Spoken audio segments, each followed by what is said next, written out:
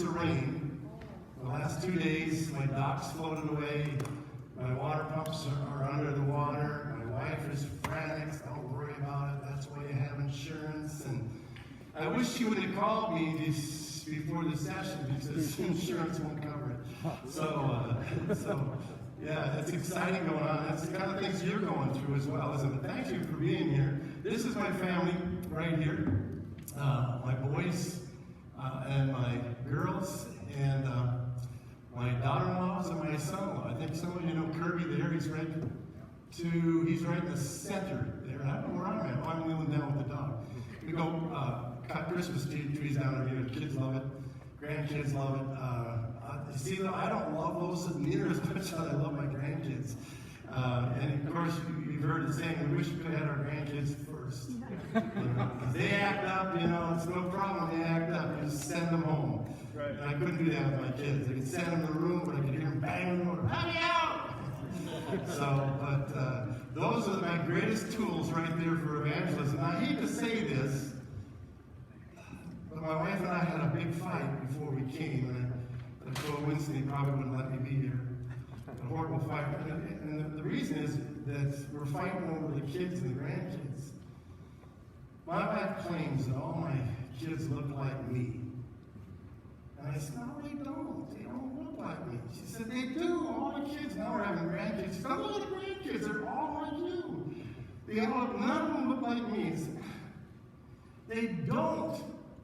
So she just sent me an ultrasound of one of the babies that's to be born. Take a look at this. You tell me if this looks like me. Nothing like me. Nothing whatsoever. And besides, it's going to be a girl. I feel so far away from you guys. You have to laugh in ministry. You just have to laugh. I hope you can find something to laugh about. I had a lady a number of years ago come to me in my office, unannounced, of course, threw a piece of paper on the desk, and I said, what's that? She says, that's 12 reasons why you're the worst pastor I've ever had.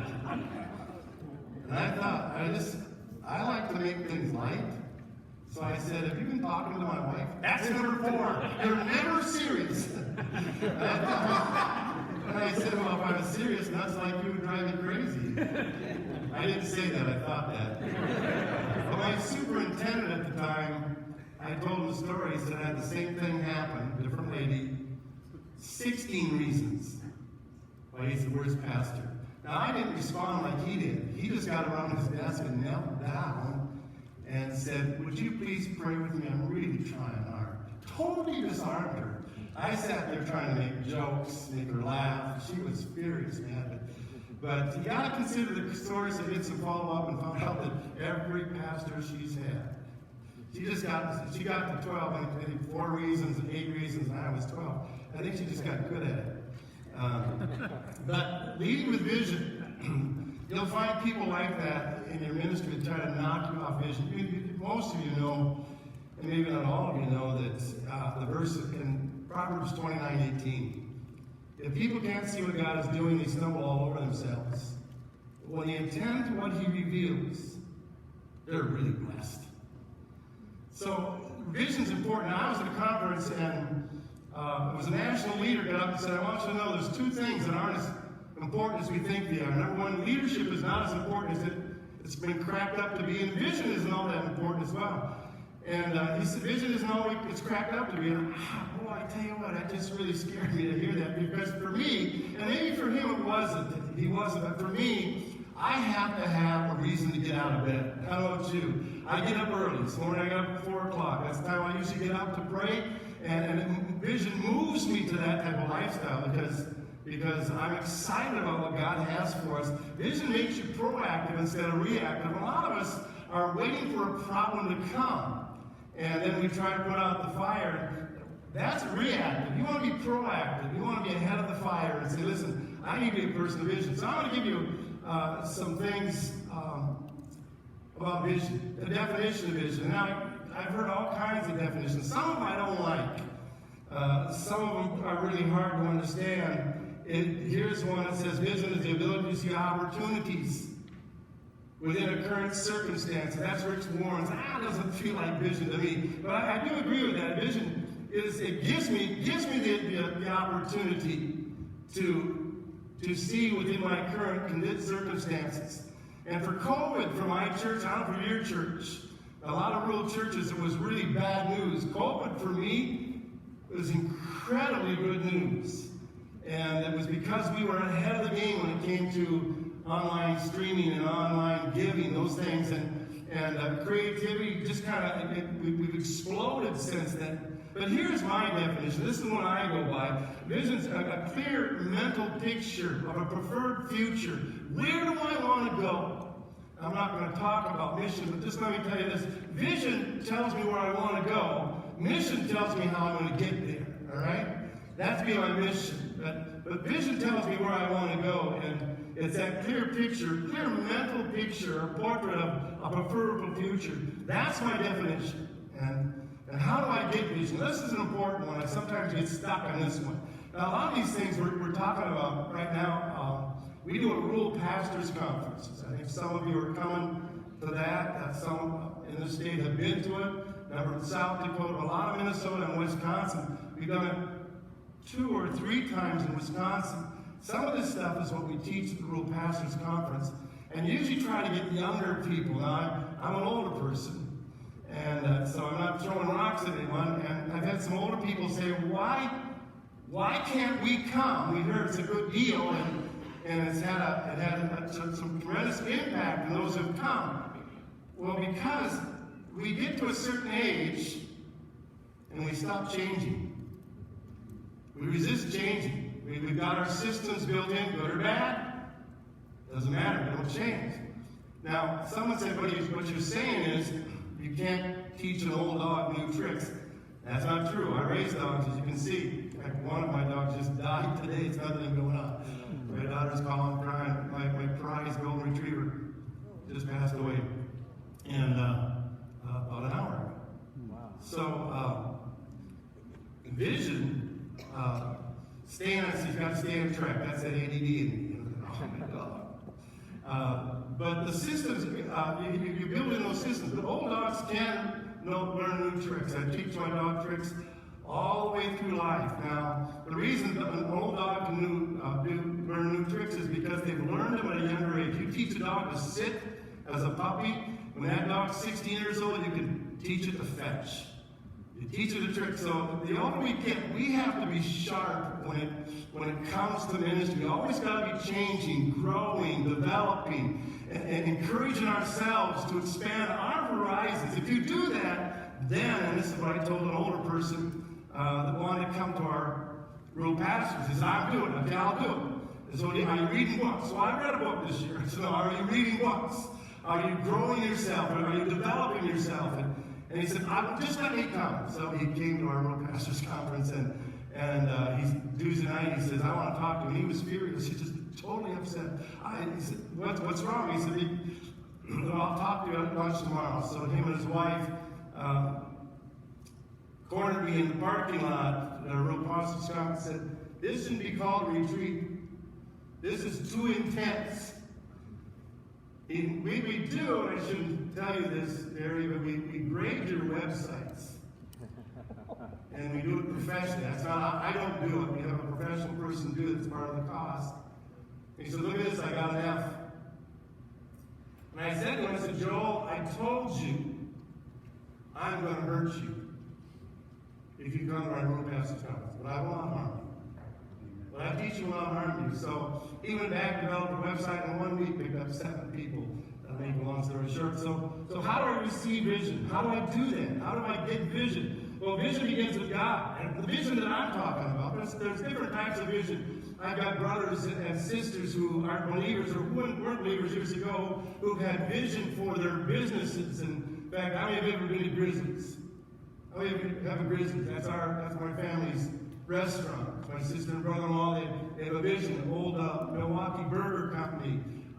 Boulder Tap House, Northern Tap House. They've got one of the fastest growing restaurant chains, Grizzlies, in the Midwest up until 2020. But they didn't shut anything down because they've been people of vision. Maybe not believers, but But I'm not talking about vision. Everybody can develop. And that is when you get to the heart of God, and God begins to share with you the vision for your community and for your marriage and for your future. Vision is something you discover in His presence. You've got to spend time. You know, since I've been at this district council, all I've heard from every speaker is the importance of prayer. In my rural section tomorrow, I'm going to talk about some experiences I have had because of prayer. Now, I'm a Catholic, born and raised, Irish Catholic, Irish alcoholic Catholic. There's no other kind. If you're an Irish Catholic, you're an alcoholic. You know? If my family's here, they say,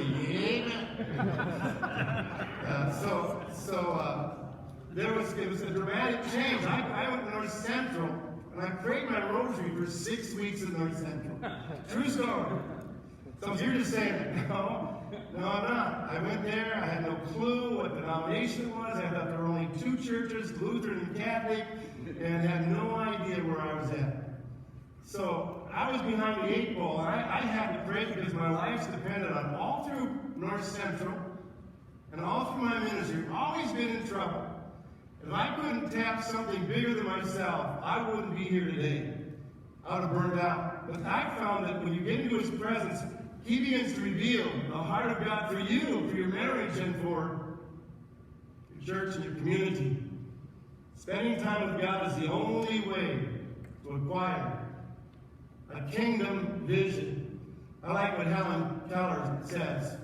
Helen Keller, of course, she was deaf and dumb and blind. Someone asked her, what's worse than being blind? She said, to have vision, to have sight without vision. What a good statement. Someone who's deaf, dumb, and blind. What's worse than all of that? And that is to have sight without vision. And a lot of times we have sight without vision, and this is something I think everybody can develop. I don't care what your qualifications are. I squeaked out of North Central Bible College because I was going to go be a pilot, and I was going to sell real estate. I was doing what my dad told me to do, make lots of money. And my brothers and sisters have done that, and I am in ministry. But anyhow, I'm not bitter, but vision is this, and it's exciting.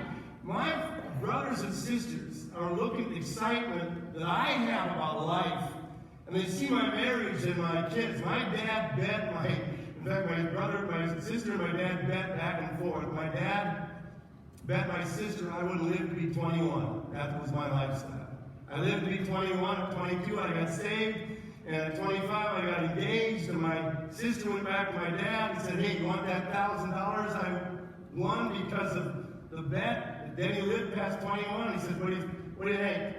I don't think you'll be married more than a year. It's true. True story. I made it 1 year. Barely.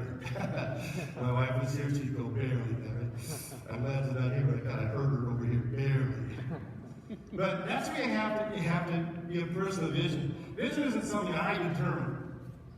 It's something I discover in a walk with God on a day-to-day basis. And I really encourage that prayer thing. I stop every now and then at rural pastors throughout the Midwest. If I get a chance, I know the person, I'll call him. I stop in one place. I knew this young guy had just gone from children's ministry to senior adult ministry in a problem church, a church that was not left by this former pastor in a healthy condition. I called and said, hey, they got a pizza place in town. He says, yeah, we just got a new pizza ranch. I said, I'll meet you at Pizza Ranch. I went to Pizza Ranch. I said, how's it going?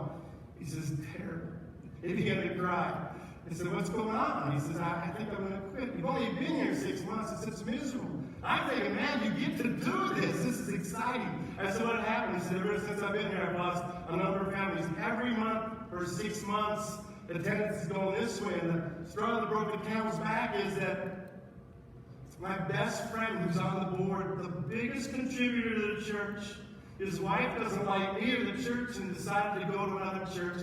Last night, and he left, and he said, hey, Steve, let's pray. He said, I'm going to be praying for you every morning. And I have my prayer journal on my iPad, and I said, here you are. I'm going to put you on my iPad, and I'm going to pray for you every morning. I'm going to be up early in the morning, and I want you to begin to learn to get up out of the bed and develop a vision for your community and find into the presence of God and learn to pray. And then he really began to cry, and he says, Denny, I don't know how to pray. It's an Assembly of God minister. We were able to walk with him for just a couple months. He just finished, I wish I could show you, to a multi-million-dollar addition to his church, because his church has exploded. Why? Because he's discovered purpose and vision within his ministry. Now, I encourage people to pray. Now, when I got into Cold Springs, the church I planted, when I got into Cold Spring, what was going on? Pensacola, Florida. Pensacola, Florida was an exciting place to go. A lot of ministers. How many heard about Pensacola Revival? Yes. And I had a number of people that said, Denny, you need to go with us to Pensacola. And I just started Cold Spring. And I had a little chair in the corner of my office that was in an alley. I had nothing. I had about half a dozen people. And they said, you need to come to Pensacola, because they were afraid I was going to bail on ministry. And they were trying to save it by bringing me to some place that would transform me. But I clearly heard the Spirit said, don't do it. I watched my wife's church as the pastor, who was a friend of mine at North Central, go to Pensacola and export from Pensacola the revival and try to import it to his church. Took it from 1,200 all the way up to about 150 in 2 years.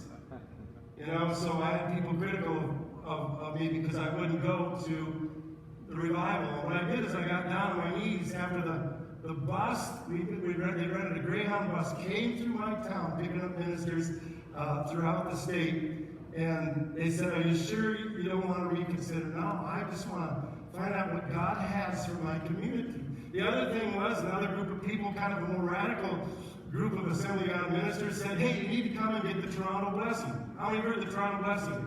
Maybe you've been there. And I said, no, I don't want to do it. I just want to find out what God has for my community. He said, Denny, how many people do you have? I said, half a dozen, you know. And they said, well, you need to come.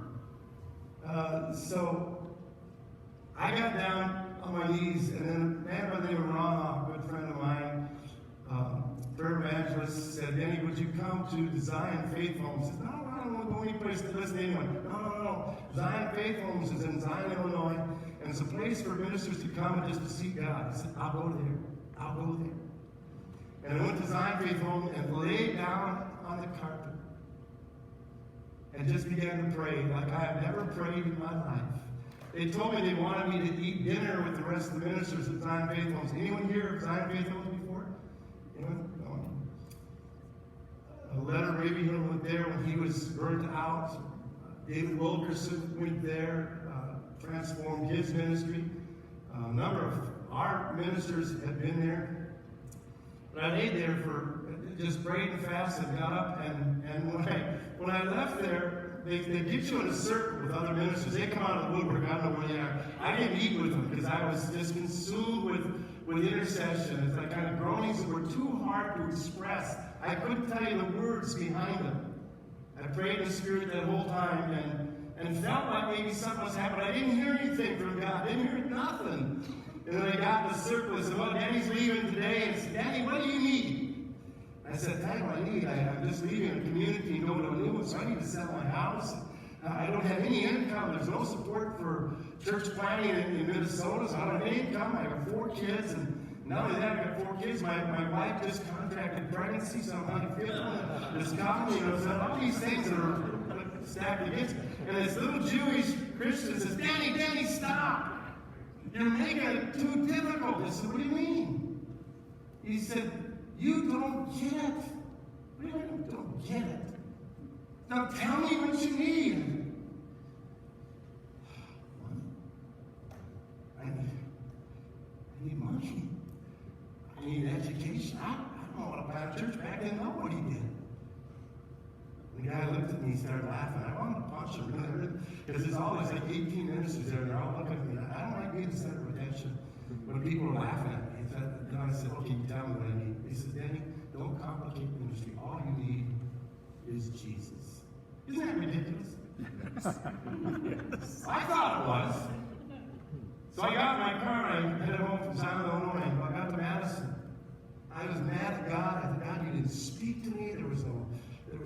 wife didn't call and say there's money in the mail. There was nothing exciting about that. Whole thing was just being consumed with prayer. And then all of a sudden a verse hit me that I heard Scotty mention this morning. Oh, that I may know him. The power of his resurrection and the fellowship of his suffering. That I might become like him, even unto death. And that became the vision for our church. We want people to know Jesus deeply and personally. Oh, that I may know him. That we want people to grow in Jesus. We want people to show Jesus to others in the world. And we said, when I came back and said, guys, I got a word from God. Not in Zion, but as I coming home in Madison, Illinois, or Madison, Wisconsin. And God began to give me, so that's how I get my vision. As I get to prayer, sometimes you'll come to a conference like this, and somebody will say something you want to buy into. I think I pray before I buy into things. There's a lot of things I would have been into that would have been disasters for me. So that's where you need to consider vision. What is your vision for your marriage, for your personal life? More and more people are going deeper in education and say, listen, I want to grow. I want to grow my personal life. And I think that's a fabulous thing. We're seeing people who grow in their spiritual life before anything. Grow in that relationship. Well, why is vision so important? I'll just share why it's important to me. Here's what Rick Warren says. It revitalizes a discouraged church faster when they discover their purpose.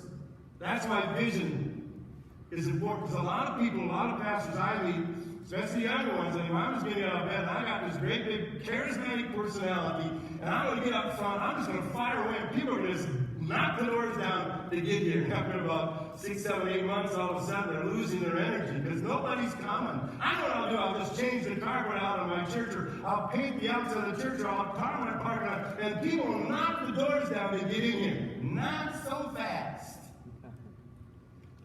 They get discouraged. But when you discover vision revitalizes a discouraged church faster than anything we have out there. A vision gives you permission to say no. It's another benefit to it. That's why it's important. See, why I should say no? I have lots of people coming. I'm the third highest concentration of Catholics in the world. That's my church is. 13 Catholic churches around me. And then the Lutheran churches go a few miles to the west, and it's a Lutheran stronghold. So I have Catholics here and Lutherans here, and they're coming to my church. My church is made up of years ago, we did the survey, 95% Catholic, Lutheran, Mormon, Jehovah's Witness, Baptist, E-Free, 5% born and raised Assembly of God. That's what I got. So vision's important. You have to give you permission to say no. Because I got a Lutheran lady, really strong little Lutheran lady, comes in, sits in my office, here, throws a piece of paper. Oh no, here's another list. She says, these are the songs I want to sing. Oh my God, I thought you were going to tell me that was so bad, Pastor. No, I want you to sing these songs. She's from a Lutheran church, and she had 5 songs that were written by Martin Luther. Beautiful songs. Well, my vision for my church was that we're going to reach young families. And God hasn't changed that. That's what I got coming back from Zion, Illinois. We want young families to know, grow, and show. We want to help them out with all the questions young families have, try to help them figure it out spiritually, relationally, and as parents. That's our focus. That's our vision. And to attract them, there's certain music I'm going to play and certain music I'm not going to play. So I explained that to her a little different than I'm explaining to you. She says, I don't care. You're going to sing these songs. I said, give me my worship leader. You can trump anything your worship leader says. I already did. She said no. So here's where vision gives you permission to say it with me, say, no. We've had 4 phases, just going into our 4th phase in our building process. And we've got Vikings fans and Packer fans are sneaking into our church. So when we put our carpet in, crazy, I know it's crazy. Pastor, you think we could maybe put purple carpet in? Say it with me. No. You know what? The organ went out with a twist. I got a lady who said, I'm going to donate to you. Now, the church planter, I take anything, anything. You give me something, I'll take it. If I don't like it, I'll sell it. So the biggest mistake I made was to take a brand new Rogers organ. I should have said, say it with me. No. Almost divided the church. So it gives you, if you have vision, it gives you permission to say no. And declare first what you are to do and what you're not to do. Like your music, or I built buildings to say something and do something. My building in Cold Spring is the most active building in the whole city. The police department uses it. They put bombs and drugs throughout my church, and they bring dogs in. They use it as a training center. They said, no one let us do this. I said, as long as you don't leave the bombs. Yeah. Tell you what, leave the bombs in my children's pastor office, but not in mine. So they take the dogs around. It's kind of cool to see that. Come on, I got a picture on my iPad of about 50 to 75 police cars from all over the state of Minnesota. So they use it. The brewery uses it. Some of you drink Pepsi energy drinks. Red Bull is made in Cold Spring. And they use it to hand out awards, and they want to hand out alcohol. And of course, I'm a Catholic community, and alcohol is God in our community, in our culture. So Danny, we're going to hand out as bonuses to our employees cases of beer. Is that okay? And I said, what? No. So why would you say that? I'm an alcoholic. I got alcoholics that come to my church, and just in respect to them, we understand. We understand. So just about every major business in the area, not just our town, use it in school, including the school. So there's a lot of challenges when that happens. You have so much diversity. You've got to learn to have vision so that you can say, no, man without a purpose is like a ship without a rudder. Don't be that man. Great minds have purpose. Others have wishes. Don't wishfully think something into existence. It won't happen. You've got to be deliberate. You've got to be proactive. Every leader needs to have a don't do this as well as a do this. These are things I don't do. And stay focused. I put this on the board so I get through this a little quicker and see if you have any questions at the end. First things first. Stay focused. Other things second. Cut out the unimportant. Give that to your supportive staff ministry. Keep focused on what you really God's called you to do. And in our Rural Pastors Conference, what we do is we help you discover your gift, which really gives you a better understanding of your vision. Now, I'm an evangelist. I'm an evangelist pastor. How many know your gift? Raise your hand high. Don't be ashamed. How many of you know your gifts? Okay. What's your gift? So evangelist, all right? What's your gift? Pastor? Okay. All right. So there's other gifts that, I'm an evangelist with a faith, kind of a secondary faith thing. I believe God will do good things and big things, and that's why I think we have what we have. My board just mentioned, before I left, I told them where I was going. So you do that thing on vision? He says, yeah. And trying to find out, I kind of quoted what she said. I'm going to quote what you said. Anyway, she said, you can walk in a room with a group of leaders, Denny, and they'll be dead set against what you are doing, the direction you want to take the church. By the time you leave the room, you got 100% vote. We just voted out. I hate to tell you where we're at because people say, oh, you're not a rural church. Yeah, we are. I started with 6 people. I'll share this in rural ministry tomorrow during that session. I started with 6 people. I went from the most beautiful church in outstate Minnesota to 6 people and nothing, no support. I had a pastor behind the church at the same time I did. Said, if I had the people you had, I could have done what you did. I don't think so. I don't think you know the people I had. People I had, they were living together. They were cussing up a blue streak. And I used to cuss every other word. I'd go to a friend's house and say, please shut your mouth, don't say anything because you can't stop swearing. And one of my strongest men and women, he was talking about, she's black, he's white, and he's Catholic, and she grew up in my children's church, and he hated the church. He just hated the church. He did everything he could to take her out of there. So his marriage was falling apart, and his business was about to go bankrupt. In fact, that year it was $350,000, which didn't pay his operating expense, and he's gone from in 4 years after he got saved to 32 million, 350,000 to 32 million. But those are things that have happened. But these people that have come in, they were sinners. They practiced that a lot, living together, having abortions. I was preaching a sermon on abortion. I sent every abortionist to hell. And while I was doing a good job, I was a screaming preacher back then. And I finished the sermon, you're good. And the Lord said, good job.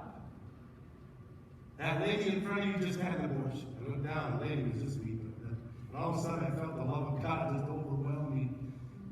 And oh my goodness, I'm sorry for what I've just done. And I preached about 15 minutes of the love of God, and I said, God wants to forgive you and give you a second chance. And I'll bow your head. How many of you have had, I only had probably 40 people there that Sunday. I said, how many of you had abortions?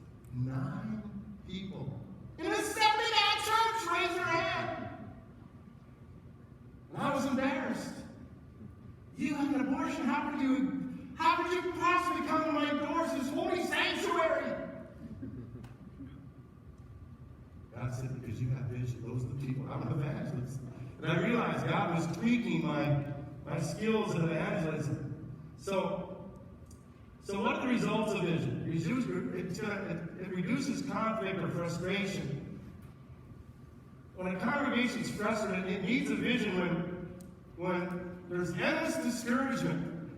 You have that in your church? That's how you can gauge. That's how I gauge. And I talk to people, what's going on in your church? Well, everyone's discouraged. It's just a criticism everywhere exists. There's a spiral of pessimism about the future. And I can't take a risk because I'm paralyzed with fear. And people keep talking about the good old days. I'll say, you know what? You probably haven't gotten a clear mental portrait or vision of a preferable future. And we help them with that. Vision precedes your personal growth. It makes our response, there's things I will do and there's things I will not do. My responsibilities become clear as well as my staff. Stay in your lane. You're my children's pastor, my worship fine arts pastor. You're my connections pastor. Stay in your lane. It helps them focus. And it helps us focus our resources towards an end result. We're just not throwing money here and there. It's going to a different direction. When I was in my office, when we had about 12 people, I bent down because AGWM sent me a letter and said, you realize you're like 12,892 out of 13,000 churches in missions giving? I'd only given $100, but I was only 2 months old, getting a chance. But I bent down in that corner of that little dumpy office in the back of an alley and began to weep. God, I want to be in the top 100. Top 100 missions giving churches in there. So I began to focus my vision. I want to be a church that is driven by missions. Why? Listen to me now. Vision opens the door to the miraculous. Don't believe me? Try it. It'll open the door to the miraculous. So it helps me to focus my needs to an end result. That's what vision will do. Gives more resources to focus on your vision. We are, by the way, number 11 in the country for missions giving. In a town of under 4,000 people. They said there was 29, and they said, hey, we got a correction. Some of your people sent straight to AGWM. And Speed of Light, we're the top church in the nation over the last 20 years. Scotty Gibbons out of James River gave us he passed us, they went flying by us. And once he quit, we flew by that. River Valley, they didn't do anything for years. And one day he came to me, Rob King, and said, how are you guys doing this? And I said, I'm not doing it. My kids are doing this. They've developed a vision, a passion for missions. And he said, I'm going back and talking to my youth leader. I think he got rid of his youth leader, got him with some vision, said, we need to pass up Cold Spring. and a church, and a community of 3 million people, to my 11,000, drive 10-mile radius around me, it's about 11,000.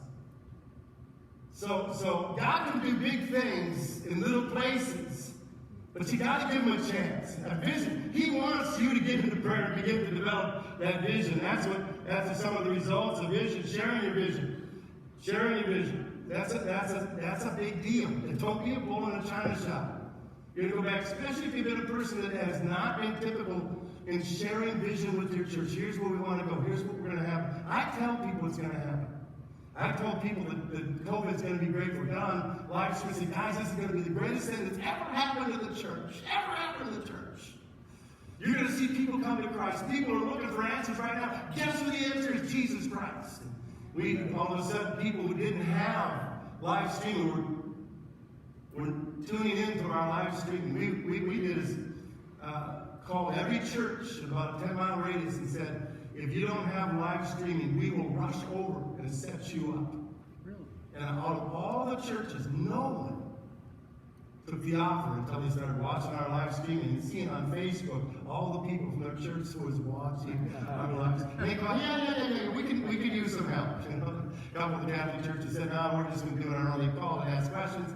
We were able to help them. So sharing your vision, it's really, I can't share with you in detail on that one, but this is really important. We do that. We spend 2 days on this in my rural pastors' conference, a day and a half on vision, because to me it's so important. A lot of guys go back and they say, here's what we're going to do. We're going to tear out that wall. We're going to go over here. We're going to power the parking lot. They're going, we're 50,000 in the red. How can we do this? Hey, slow down. You know that? Remember, God's got to be in the equation here. If he gives the vision, he'll have it. Now listen, money follows vision. Say that again? Money will come if you have vision and articulate it well. Purpose follows it. Vision doesn't follow money. It's the other way around. Money follows vision. You get vision, money will come.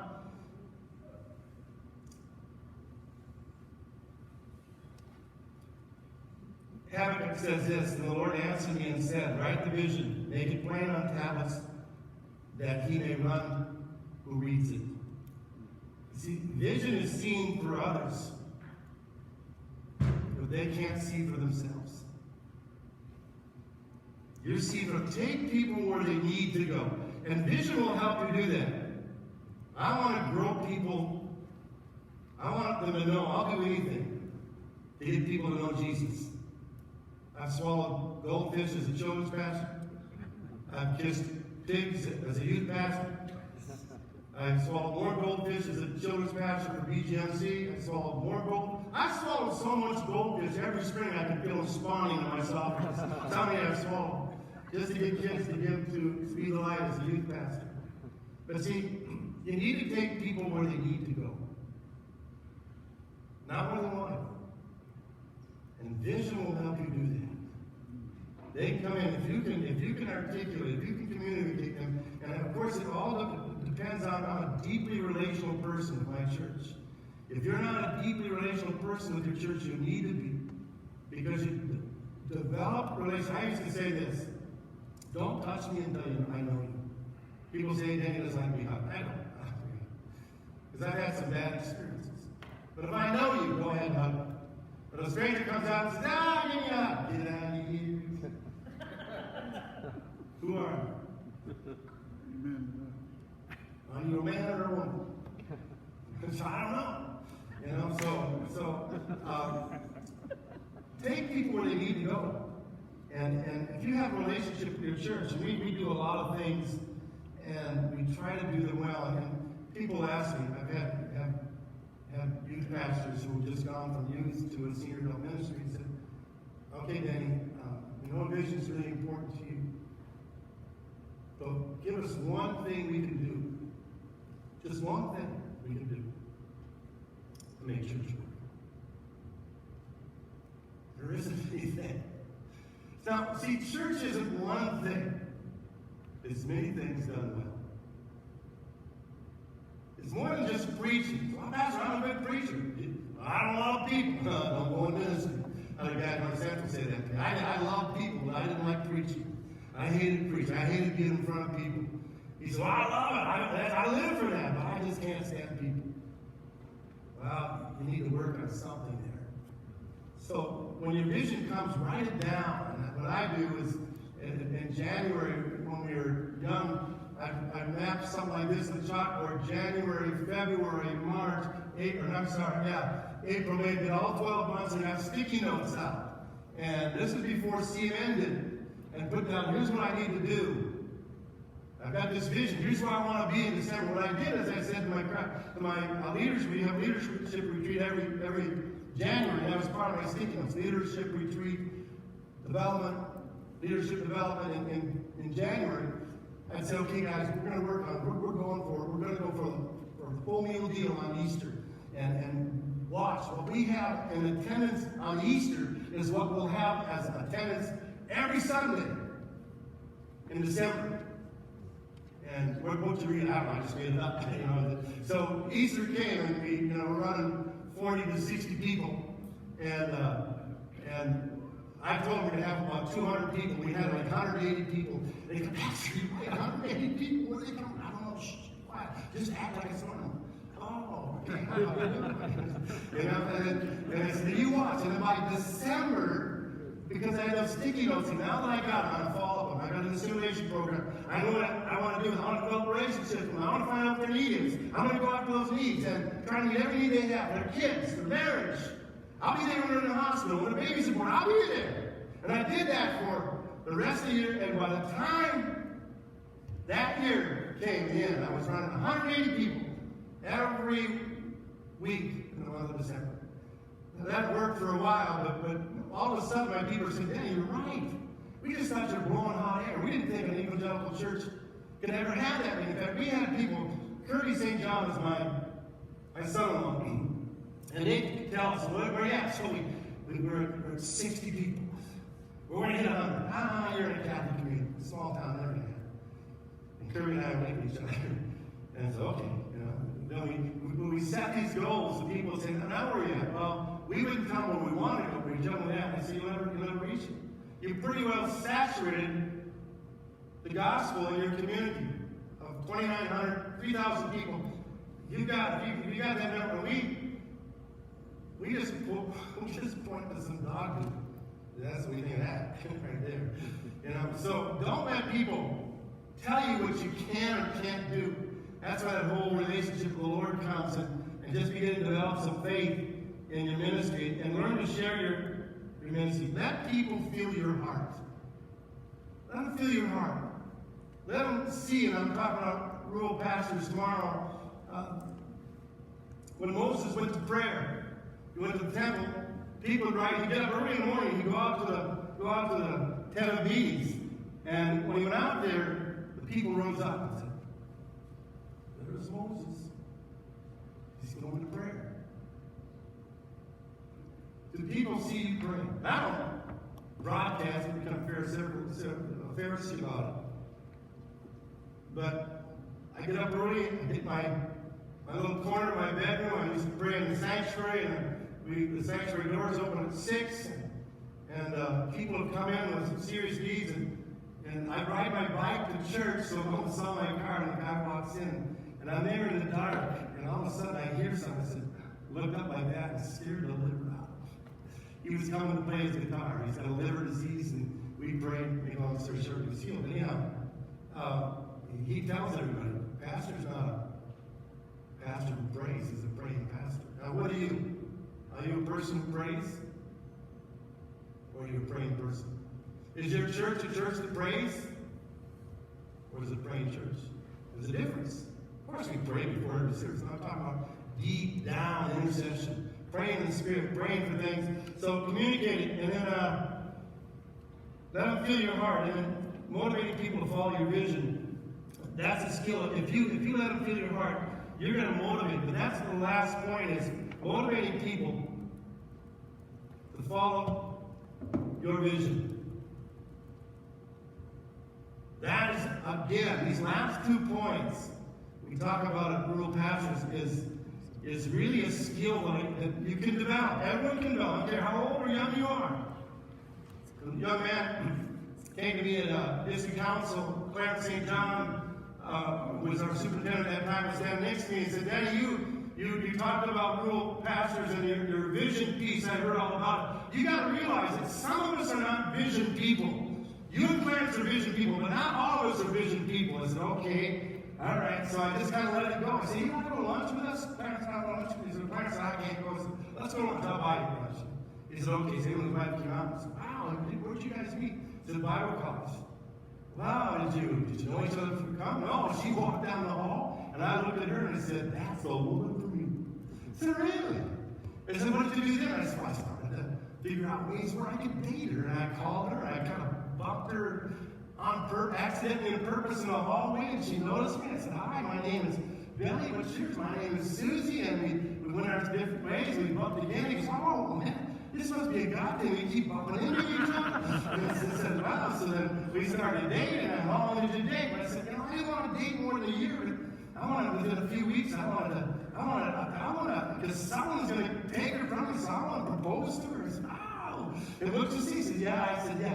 I could see he was deep in love. You know, he was kind of wearing on me as well. And we got married. I said, wow, do you have kids? No, we're going to wait for 2 years. We have kids. We're going to get to know each other really well. We're going to figure out where we belong in ministry and get our school bill paid off. You know what you just shared with me? Vision. So you shared a vision, incredibly detailed vision. Now transfer that to your church. What's your preferred future? And our rural pastors' house, without them knowing it, those who come just be quiet about it, I put a 1,000-piece puzzle in the back. And it's just scrambled out. And as they come, they're all nervous, not knowing what to expect. And they sit back and fidget with those pieces of the puzzle. And by the end of the week, the puzzle's together. You can't figure out vision.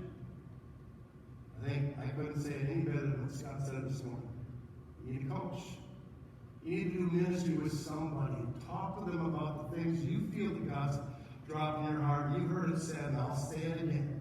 If what God's dropped in your heart as vision is not bigger than you, chances are it's not from God. Because the things when I knelt down in my office, that God dropped in my heart were so big it scared me. But I thought, I'll give it a shot. What the heck, I'll go for it, And I'm already an idiot for planting this church. I might as well just write these things down. And began to put all my energy and resources towards my vision. But sharing or motivating people as well. What we do is we have a leadership retreat every year. We take them sometimes to a resort. Sometimes we take me or my staff retreat is here in a couple of weeks. Or I said, money follows vision. I've got a businessman who came to church and said, I love your staff. I love what you're doing. I love how you guys interact. Can I support them? I don't want to. Last year I lost 5 staff people and replaced them with 5 staff people. And he said, let's keep these. And all my staff have just been fabulous people. And so he says, I'm going to give you $350,000, take 5% a year, which is 15%, and use it for a staff retreat. Wow, we'll be doing staff retreats at Devil's Lake and Branson, and we'll be all over the place with $15,000 to develop this, and teaching my staff how to develop vision and motivate people. Once the vision's there, it's yours. But now you got to motivate people. Because you can be a manager, or you can be a leader. How many of you say I'm a natural leader? Raise your hand. Natural leader. How many natural leaders? Raise your hand high. It's not a bad thing. How many of you say you're a natural servant? You want to serve. And most ministers, that's their gift, is servant. I am a servant. Evangelist with faith, but I'd rather be behind the scenes when it comes to big groups of people. I'd rather serve or just keep my mouth shut. So I serve, and I had to learn leadership skills. I've read every book I can right now. We're reading No Limits by John Maxwell. We've read every leadership book I could so I could learn to articulate how to communicate vision with other leaders. And I'll share with you one here. I don't want to share the whole thing, but we have just raised a tremendous amount of money for our fourth phase, which is our sanctuary in a small town. And we raised everything we needed. And I got to church Friday before Christmas, and there were two businessmen in church, and one of them only comes maybe once or twice. I haven't seen him since Christmas. And he says, "Can we talk to you today?" He said, "Yes." Sit down. He said, "I'm a Lutheran. I come from Omaha, Nebraska. I got a cabin up here. I'm here at Christmas time to shut everything down. And I want you to know," and he began to cry. This money, this checkbook is Lutheran money. But every time I go to church, my pastor's trying to get me to embrace the homosexual lifestyle. A couple weeks ago, we had a transgender from the pulpit trying to convince us that this is a lifestyle we all need to embrace. It's before that, it was politics, politics, politics. Black Lives Matters and white supremacy, and we're sitting there, and a lot of our people are buying into it. Says, "I'm done. My parents built the church. I'm born and raised Lutheran. When I come to this church, I hear the gospel. I hear the answer for my life is Jesus Christ. You challenge me every time I come here. You had messages when I walked this door that just seem to be developed and made for me, and you don't even know I'm coming." And he looked at me and said, "Could you use another $1 million for your building project?" Vision. Money follows vision. Cold Spring Grant is in town there. The owner, Pat Mitchell, or Pat Alexander, lives in Minnetonka. I fish with his relationship. I'll talk about that in rural ministry tomorrow. Relationship with your community is so important. This is how I'm sharing my vision. As people see me walk, live it out, not so much through my mouth, but how do I live as a family? How do my kids respond to what's going on in the community? How my wife and I relate together. It's all part of a vision for me as a husband and as a parent as well. So Pat calls me. He says, "Hey, I'm with George and Greg and Bill," which is his son-in-law who's now taking over the Grant Company. He walks in and he says, "We're talking. We heard you're going to build again." They use our building. Have used it ever since we built again. We build with excellence. And they got people from all over the world. They fly in, and heard they meet with them in my sanctuary. And he said, "We're going to go back to the Grant Company and talk about this." This was on Friday. And they all laughed. And they're going to give me all the granite I need. You know, they've got granite everywhere. And that would be nice, you know. So he calls me Saturday morning and says, "Danny, I just headed back to town to Minneapolis. Can I come and talk to you?" I said, "Yeah." So he sat down in my office and he said, "Can you just share with me a little bit where you're going with this church?" I said, "Yeah." He said, "Well, let's stop. As you're talking, you take me around the church." And we walked around the church for about a half hour and talked and told him what I have for my children. He's a Catholic man. He's a Catholic man. He gets to my office and he sits down and he said, "Denny, I watch you live stream every Sunday. Don't you stop preaching to the Catholics what you've been preaching. Could you use $1 million? Listen to me." He was way out. We got a rich community. These guys are not from my community. I said, "Yeah." I said, "That's my company. Please don't tell anybody." So it gets back to my employees, because if you do, they'll want raises. So he kept it quiet. He says, "And I'm going to make a personal pledge as well." He pledged $50,000. And by the way, I want you to take all the granite you need, which is another $250,000.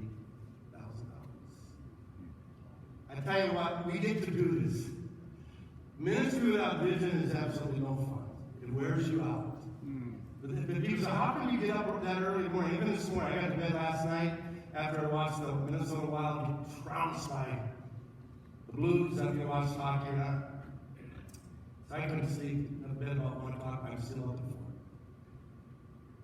because there's some big things going on at church. We're ready to launch our biggest building program ever. And we're excited. I got one more businessman who's been friends with me for years, solid Catholic man. Him and his wife come in and says, "How are you doing?" And he looked around the building. He's crying. He's a tender-hearted guy. And he sits in my office. He says, "Dad, I can't believe you've done this all by yourself." No, I haven't done it by myself. I've had staff. I've had some supernatural things take place on. And he just began to weep. And his wife says, "Danny, we just can't change churches. We're Catholic, and boy, it caused an uproar in this small town." That's what happens in small towns. This guy owns the sanitation business, just sold that for $32 million. And he says, "Where are you at financially?" I said, "Tom, I got $1 million match out there yet. I'm trying to reach it." He asked me. No, he did not write me a $1 million check. Yeah. Any questions that you have? Something I maybe didn't cover. Pastor Denny, could you put that one slide up again that had about 8 different points on it? Okay. The slide with it, that one right there? Yeah. Thank you.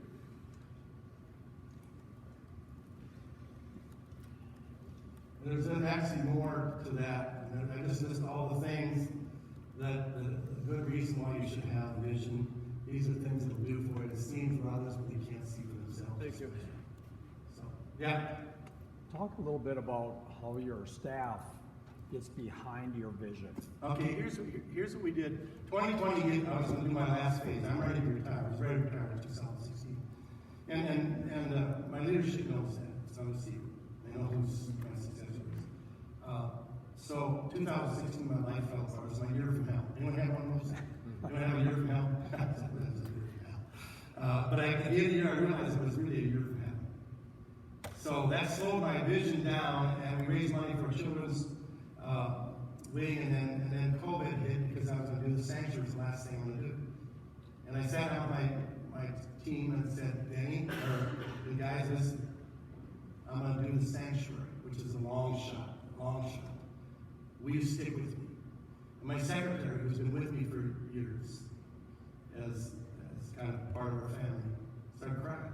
She said, "Why would you ask us that question? That's your dream. That's why we're here. We're sold on your vision." And we all kind of wept and prayed and said, "It's going to be about you guys." And then I go after that, I go from there to, I don't get up in front of the church and say, "We're going to build, and it's going to cost $4.5 million. I don't do that. That's a bull in a china shop. So I went with my board. I said, "Guys, I got my staff 3 months ago. I'm bathing this in prayer, and here's what I'd like to do. They started crying because they thought I was going to quit. I said, I want to build this sanctuary. The city, you owe it to us. You've got enough influence, we think you can raise some. You owe it to us." So I shared with them. Then I got a building committee together. And then I said, "Guys, here's what I want you to do. You're going to be part of what we're going to call Finish the Journey campaign. And we're going to design a building. And then we're going to present it to the church. Will you be with me?" And they said yes. So I've got all my main leadership key behind me right now. So I'm always share your vision often. Be clear about it, share it often. Part of our vision is life groups for discipleship, and we share it. Every week we talk about the importance. I'll find something that somebody has, Andy Stanley, Chris Hodges, or something else, say something about the importance of life groups, and I'll just repeat it. Just keep it coming. So then we shared it with the construction company came in and said, "We think it's going to be about $4.5 million. I said, "Okay." I thought it'd be $4 million. No, it's $4.5 million. Oh, that was tough to swallow. So I asked my leadership, did you hear what they said? Board, building committee, staff, yeah. Let's go. I don't want to be known when I leave ministry for one bad mistake. And that's weighing on me. So I went away for a week on vacation, the worst vacation for my wife and kids, because I just struggled. But no, first of all, they came back with, the day before I went on vacation, they came back with the total. It wasn't $4.5 million, it was $7.2 million. And I promised I'd do it debt free. Am I shaking?